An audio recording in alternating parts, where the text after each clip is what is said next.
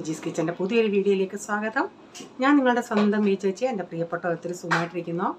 ദൈവകൃപയാൽ ഇവിടെ സുഖമായിട്ടൊക്കെ ഇരിക്കുന്നു. ഇന്നൊരു ദിവസം ദൈവം നമുക്ക് ദാനമായി തന്ന് അതിന് ദൈവത്തിന് നന്ദി പറയാം. അപ്പോൾ ഇന്നത്തെ വീഡിയോ എന്ന് പറയുന്നത്, ഞാൻ ഇന്നലെ ഓൺലൈനിൽ നിന്ന് പച്ചക്കറി വാങ്ങിച്ച് അതുകൂടാതെ വൈകിട്ടും കൊണ്ടുവന്നെന്ന് പറഞ്ഞില്ലേ, പക്ഷേ ആ വീഡിയോ അതിൻ്റെ അകത്ത് ആഡ് ചെയ്യാൻ മറന്നുപോയി.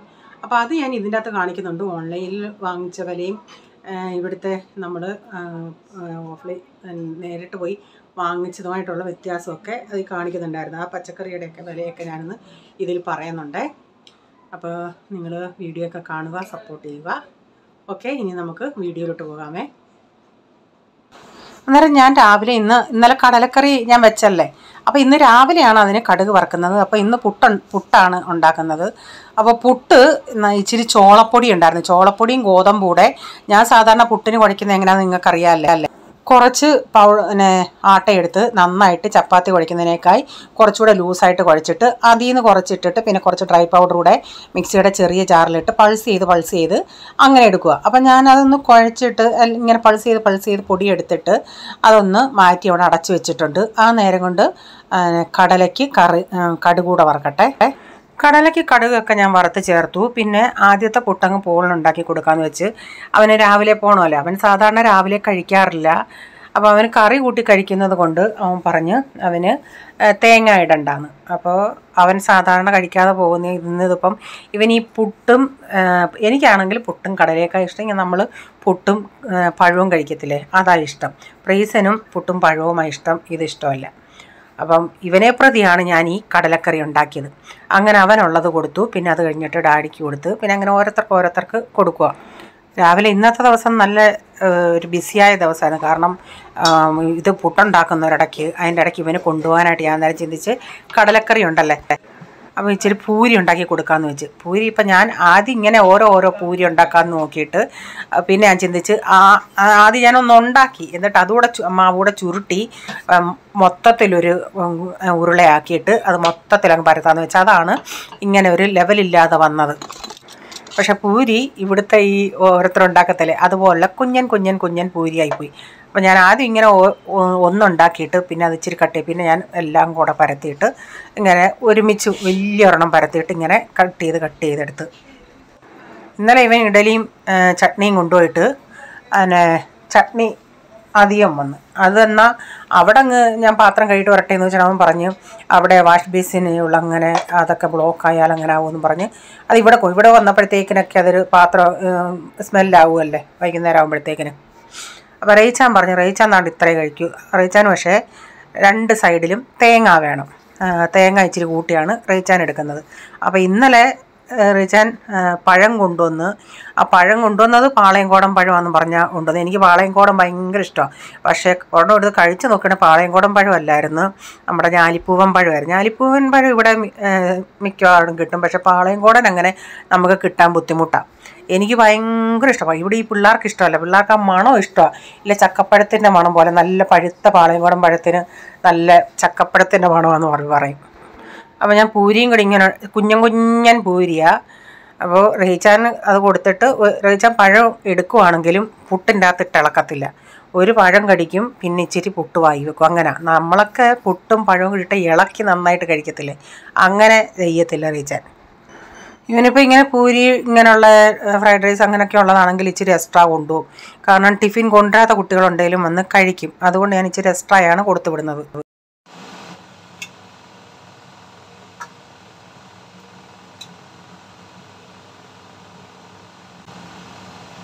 എടാ കറി ഇത്ര മതിയോ? ഇന്നലെ കൊണ്ട് കളഞ്ഞില്ലേ നീ?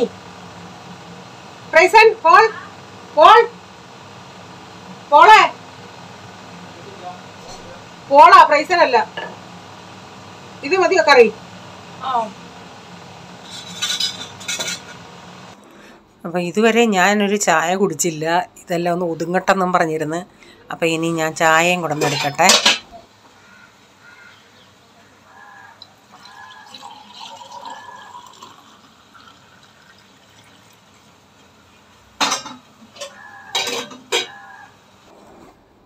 അപ്പോൾ എല്ലാം ഒന്ന് രാവിലത്തേക്ക് ഒന്ന് ഒതുങ്ങി. അതിനുശേഷം ഞാൻ പിന്നെ തോരൻ വെക്കുന്നത് പയർ തോരന, പയറൊക്കെ അരിഞ്ഞ് വെച്ചായിരുന്നു. അപ്പോൾ പയർ തന്നെ എപ്പോഴും ഞാൻ ചെയ്യുന്നത് പോലെ പയറിൻ്റെ അകത്ത് നിന്ന് തന്നെ സവാളയും തേങ്ങയും മഞ്ഞപ്പൊടിയും കറിവേപ്പിലയും ഉപ്പും ഇട്ടൊന്ന് ഞെവിടി. എന്നിട്ട് ഞാൻ ചീനച്ചട്ടിയിൽ ഓയിലൊഴിച്ച് കടുക് ഇട്ടതിന് ശേഷം ഇതിട്ട് കൊടുത്ത് ഒരു സ്വല്പം ആ പാത്രം കഴുകി വെള്ളം ഒഴിക്കുന്നുണ്ട്. എന്നിട്ട് ആദ്യം ഇച്ചിരി ഒന്ന് ഹൈ ഫ്ലെയിമിലൊന്ന് നന്നായി ഇളക്കി ഒരിച്ചിരി ഒന്ന് വെള്ളം വരിക. അല്ലെങ്കിൽ നമ്മൾ തീ ആദ്യമേ അങ്ങ് കുറച്ചിടുവാണെങ്കിൽ പയറങ്ങ് കുഴയാൻ ചാൻസ് ഉണ്ട്.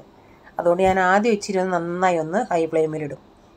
എന്നിട്ട് ഞാൻ ഹൈ ഫ്ലെയിമിലിട്ടിട്ട് ഒരു മീഡിയം ഫ്ലെയിമിൽ അവിടെ അടച്ചിട്ടിരുന്നു. ഇപ്പം നമ്മുടെ തോരനൊക്കെ റെഡിയായേ.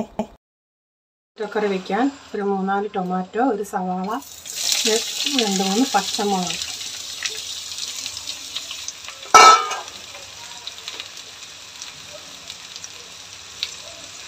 മൂന്നാലി വെളുത്തുള്ളി.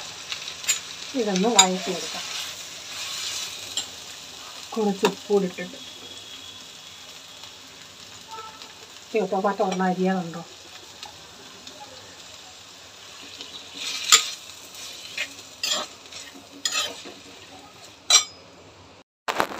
ഇപ്പോൾ ടൊമാറ്റോ ഒക്കെ ഒന്ന് നന്നായി വഴന്നിട്ടുണ്ട്. ഇത് ഞാനൊരു ഇച്ചിരി സ്പൂണും കൂടി ഇങ്ങനെ ഉടച്ചു കൊടുക്കുന്നുണ്ട്. ഇത്രയും വഴന്ന് കിട്ടണ്ട, ഇച്ചിരി പീസായിട്ട് കിടക്കണമെങ്കിൽ അങ്ങനെ ചെയ്യാം. ഇവിടെ ഈ പിള്ളേരെ ഉദ്ദേശിച്ചാണ് നമ്മൾ ഇത്രയും വഴറ്റിയെടുക്കുന്നത്. എന്നാലും ഇച്ചിരി കാണും. നമ്മൾ ഇത്ര ആയിട്ട് എടുത്താലും അവരുടെ പാത്രത്തിൽ എടുത്ത് മാറ്റി വെക്കാൻ കിട്ടും അവർക്ക്.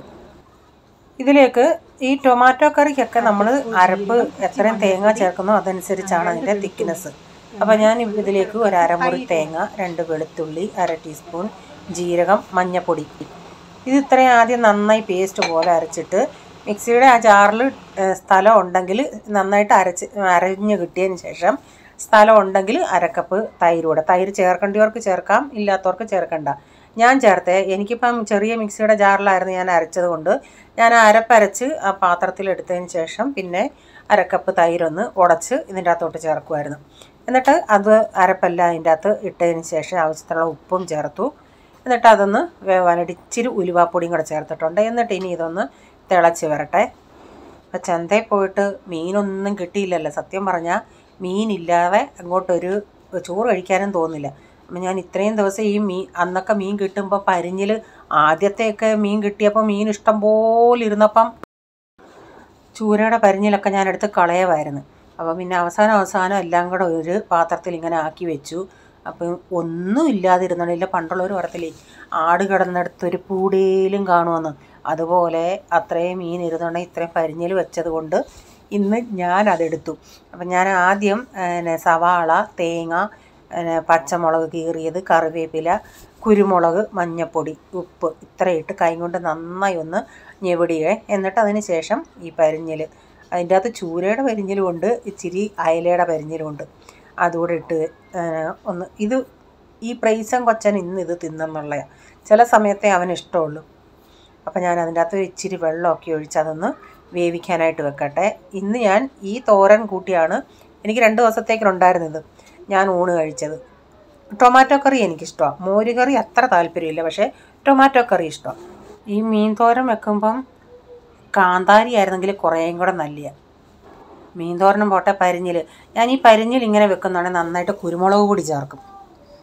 അപ്പോഴത്തേക്കും നമ്മുടെ ടൊമാറ്റോ കറിയൊക്കെ തിളച്ച് വന്നായിരുന്നു. ലാസ്റ്റിൽ ഞാൻ അതിൽ കടുകൂടെ വറുത്ത് ചേർക്കുന്നുണ്ട്.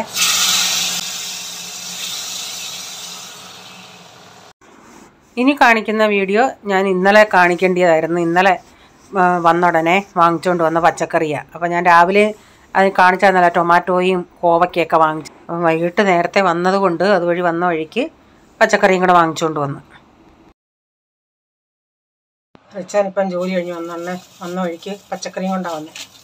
കോവയ്ക്ക ഇത് കിലോ ഇച്ചിരി വലുതാണ്, കിലോ 30. ഇന്ന് രാവിലെ ഓൺലൈനിൽ വാങ്ങിച്ചത് ഇതുപോലുള്ളത് 1/2 കിലോ 30 രൂപയായിരുന്നു. ഇഞ്ചി 1/2 കിലോ 50. ഇത് സാമ്പാർ മിക്സ് ഭാജി എന്ന് പറയും, സാമ്പാർ മിക്സ്, ഇത് 60 രൂപ. പയർ 30 രൂപ. രാവിലെ നമ്മൾ വാങ്ങിച്ച ടൊമാറ്റോ എത്രയായിരുന്നു വെച്ചാൽ അത് ഇത്തിരി വലുതായിരുന്നു. ടൊമാറ്റോ എന്താ വിലയായിരുന്നു രാവിലെ?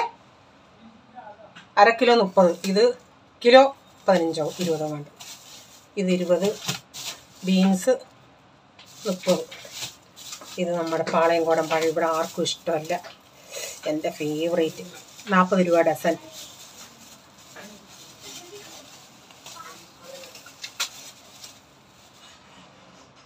അപ്പച്ചന് പഴം വേണോന്ന് പോര്? എന്നാ പഴം അപ്പച്ചന് ഒരെണ്ണം മതിയോ? ഇതെന്തോ എല്ലടോ കിലോ 20 രൂപയാണോ? പേരയ്ക്ക 20 രൂപ എന്ന് പറയുന്നു. ഇനിയൊന്ന് ഞാൻ കീറിയിട്ട് നിങ്ങളെ കാണിക്കാം, ഒന്ന് കഴുകിയിട്ട്. വലിയ പൊന്തൻ പേരയ്ക്ക. ഇത് കുഴപ്പമില്ലെന്ന് തോന്നുന്നു റേച്ചാ. ഇനി അങ്ങേ മുറിയിൽ 1 കിലോയോടെ വാങ്ങിക്കാൻ വയ്യായിരുന്നോ? കുഴപ്പമില്ല, ഭാരമൊക്കെ ഉണ്ട്. നല്ല കുഴപ്പമില്ല കണ്ടിട്ട്. 1 കിലോയുടെ വാങ്ങിക്കേണ്ടതായിരുന്നു. നല്ല അറിയിച്ചാ. അയ്യോ, മധുരം ഉണ്ടോ നോക്കട്ടെ.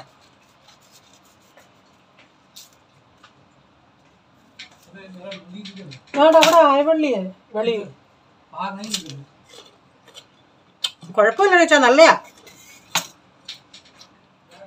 ഞാൻ ആ പഴത്തിന്റെ കാര്യമാണ് പറഞ്ഞത്. ഞാൻ മുമ്പേ പുട്ടിന്റെ പഴമെന്ന് പറഞ്ഞില്ലേ, റേച്ച എന്നോട് പറഞ്ഞു പാളയംകുളം പഴമാണ്. ഞാനും പാളയംകുളമാണെന്ന് പറഞ്ഞു. എനിക്ക് കണ്ടിട്ട് അങ്ങോട്ട് മനസ്സിലായില്ല. പക്ഷെ ഒരെണ്ണം ഞാൻ അതെല്ലാം കഴിഞ്ഞിട്ട് ഒരെണ്ണം അപ്പച്ചന് കൊടുത്തപ്പോഴും ഞാൻ പാളയംകുളമാണെന്നും പറഞ്ഞായിരുന്നത്. പിന്നെ ഞാൻ തിന്നപ്പോഴാണ് എനിക്ക് മനസ്സിലായത് പാളയംകുളനല്ല, ഞാലിപ്പൂവനാണ്. ഇനി അവർക്ക് പറഞ്ഞവർക്ക് തെറ്റിയതാണോ എന്തോന്നും എനിക്കും മനസ്സിലാവുന്നില്ല. ഇന്ന് പ്രൈസിന് ഇന്ന് തൊട്ട് സ്കൂള് തുടങ്ങി.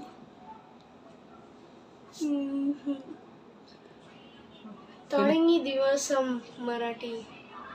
ദിവസമേ മറാഠി ആയിരുന്നല്ലേ.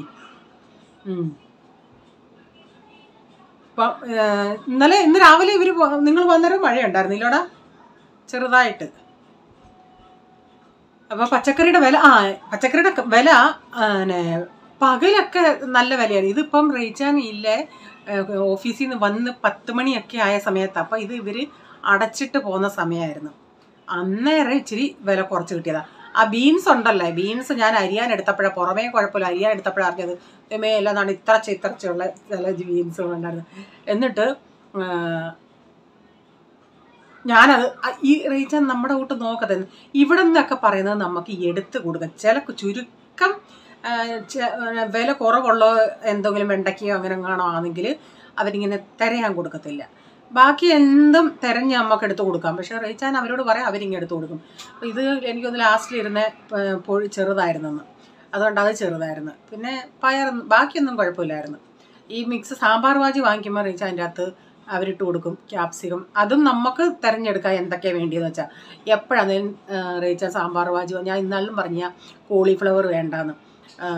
കോളിഫ്ലവർ 1 മുറി കൊണ്ടുവരും. പിന്നെ ആ 1 മുറിയായിട്ട് ഞാൻ ചിലപ്പോൾ ഞാൻ അങ്ങനെ ആ 1 മുറി മാത്രം കോളിഫ്ലവർ ഉണ്ടെങ്കിൽ എന്തെങ്കിലും അതിൻ്റെ കൂടെ ക്യാരറ്റോ വല്ലതും ഇട്ടൊന്ന് മെഴുക്ക് വരട്ടും. പിന്നെ അല്ലെങ്കിൽ അങ്ങ് സാമ്പാറിൻ്റെ അകത്ത് തന്നെ ഇടും, എന്തോ ചെയ്യും.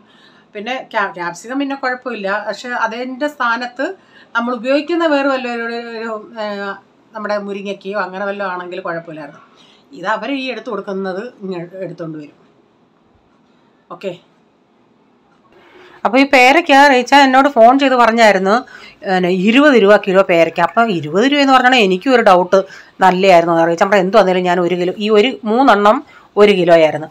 പക്ഷേ ഇവിടെ കൊണ്ടുവന്നെ മധുരം ഉണ്ടായിരുന്നു. പിറ്റേ ദിവസം നോക്കിയിട്ട് ആ പാർട്ടികളെ കാണാനില്ലായിരുന്നു. ഇന്നത്തെ വീഡിയോയിലെ വിശേഷങ്ങൾ ഇതൊക്കെയായിരുന്നു. വീഡിയോ ഇഷ്ടമായെങ്കിൽ ലൈക്ക് ചെയ്യണേ, നിങ്ങളുടെ അഭിപ്രായം കമൻറ്റിൽ കൂടെ അറിയിക്കണേ.